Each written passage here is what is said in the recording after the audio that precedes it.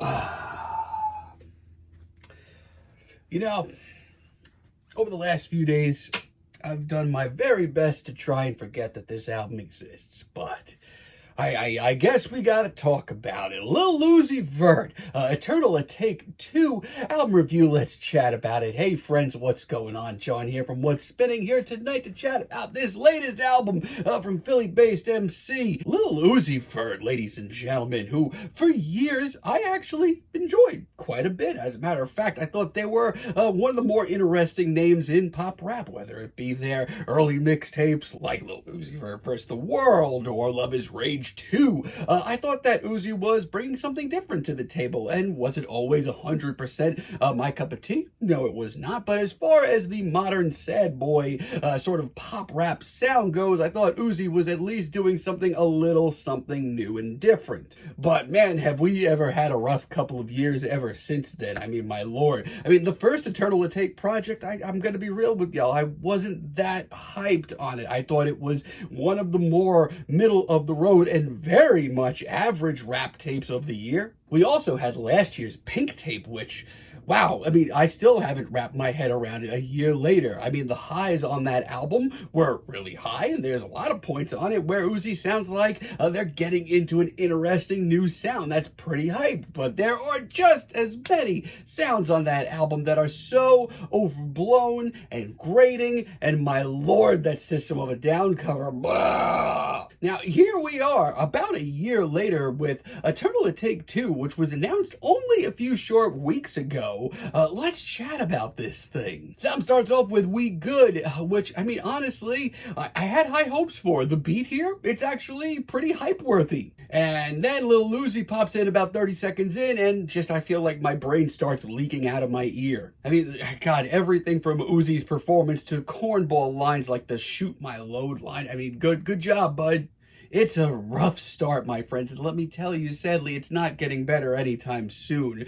Pars in the Mars isn't exactly much better. Like, listening to tracks like this, oh my God, just makes my brain feel like mush. And let me tell you, later on in the album, we will get a few decent cuts. Some of them have Lil Uzi's lower register delivery on it, but this track is just not a good example of it. I mean, substance-wise, it's never been Uzi's forte, but this seems lower than even I expected. And by the time we get to The Rush featuring a Big Time Rush, I'm just asking myself, what even is this record? Like, this record sounds like Uzi was given a lot of money to put something out, and then they just kind of went and just pissed it all away and phoned this record in. This beat does not sound hyped or exciting. It instantly sounds recycled. And the beat, I mean, God, his performance sounds like he is desperately trying to catch up with this beat and just failing miserably. And the Big Time Rush feature, like, who needed that? Oh, my guy, my dude is cooked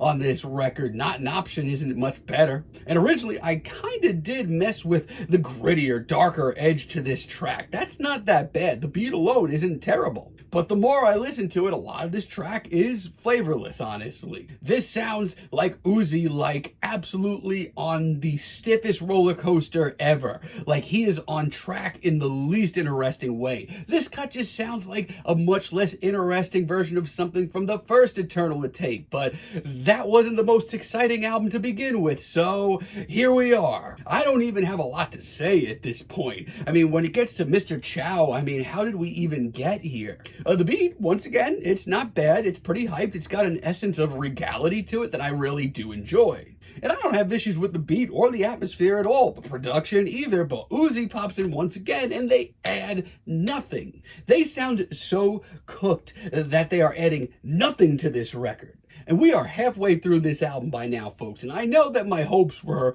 fairly low on this project, but this is much lower than even I expected. As a matter of fact, there's really not a lot of good here to report at all, sadly. I will say this, though, Lightyear, Practice, early on the record, this cut's actually probably the best track here. The production, the beat, that cloudy rap atmosphere, all that comes off really well here. Also, Uzi does step up. They sound like they just got shot out of a freaking cannon, and that's exactly where I want to hear them. Uzi's performance also is a lot more aggressive, and that's not bad at all. It's not like they absolutely have zero left in them. I mean, when those beats and the production on this record actually come to fruition very rarely, there's actually some meat on the bones. And yeah, this track is really cool. Uzi seems like they woke up again for a few short minutes at least. As a matter of fact, Uzi sounds hungry. Wow. The vocal effects are pretty great too. I mean, does it save this album? Not even close. It didn't stand a chance, but it's probably one of the better tunes on this record. And Chips and Dip, I mean, is it life-changing? No, not even close. But if we got a whole album like this from Uzi, I'd probably at least listen to it. As a matter of fact, the production and this really classy piano beat, really enjoy it. I just wish Uzi spent more than 30 seconds on this verse. It's got a booming beat, it's got that wild, frantic Uzi energy, and I love it. It's really not that bad at all. Dare I say it might go on my weight pumping playlist. Oh man, but let me tell you, outside of that, I'm not a fan of this project. It's easily the worst thing that I've heard all year. And Uzi, I'm sorry, but they're cooked. Like, when we get to tracks like She Stank, God, what I would do for some substance right now. This is a new level that I didn't think we could even hit. Like, what an absolutely abysmal track. Just like, tell us more, Uzi. Let's pick your brain. And at this point, the beats aren't even holding their weight anymore. It's not good. With Lift 'Em Off, this album just starts pissing me off. I mean, tracks like this are so aggravating because tiny details here are actually not that bad. For example, the piano beat, the production, classy all around. I just wish Uzi put more than 30 seconds worth of effort into writing this. I mean, we're over halfway through the album now, and how is Uzi putting in less effort? A lot of the same feelings on Black Hole, that sort of cloudy, spacey beat. Once again, I really like it.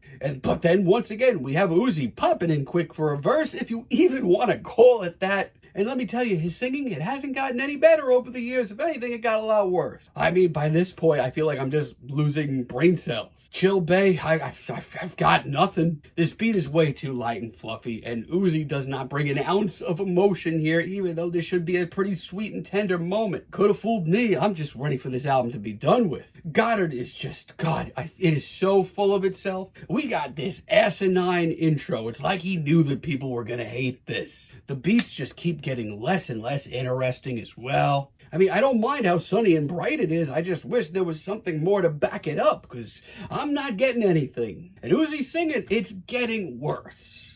And I'm just going to say it. Perky Sex, as far as the beat goes, maybe the most unique and genuinely interesting one here. And that's a real shame, because what follows is absolute garbage. Uzi sounds lost again. I mean, if you told me that they spent more than 5 minutes on this track without looking back, I'd believe you. And like, I'm sorry, but is this supposed to be sexy? Conceited isn't much better either, and I got nervous with that strummed riff. I absolutely did. The atmosphere is fine. The instrumental's actually pretty lovely. But then we have Uzi popping in, trying out a true blue ballad and falling flat on their face.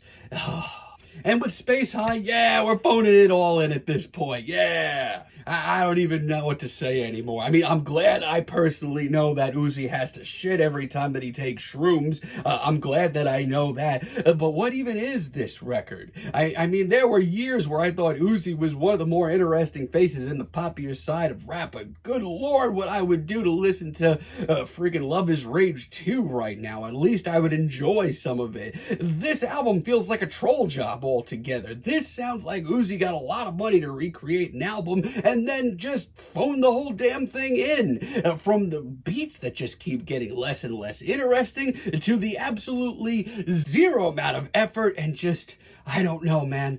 I don't get it. I mean, this was really a chore for me. I mean, I wasn't kidding before. When I was listening to this record, I felt like my brain was leaking out my ears. And God, I don't know if the next time Uzi drops a tape, I'm even going to listen to it. I'm feeling a strong one. It's the worst thing I've heard this year, but let me know what you all think down below. If you liked the video, be sure to give us a like, give us a subscribe, and let me know down below what you would like for me to chat about in the future. And until next time, have a great day, friends.